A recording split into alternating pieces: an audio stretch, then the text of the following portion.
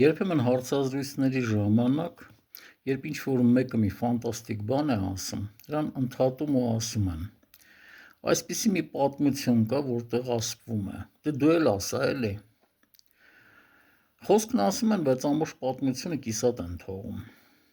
Հավանաբար մի փոքր ցենզուրայից դուրս է դրա համար։ Իրականում այս պատմությունը կապված է հայ գրողների հետ։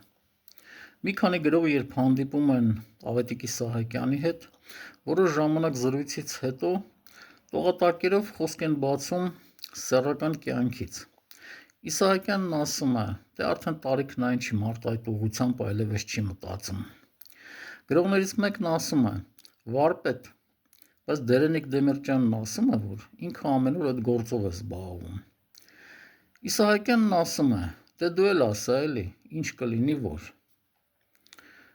Բայց այս պատմությունը ցավալի վախճան ունի։ Իրականում Դերենիկ Դեմիրճյանը սուտ չի խոսել։ Եվ ասում են, հենց այդ գործողության ժամանակ էլ մահացել է, ըստ որոշ տվյալների։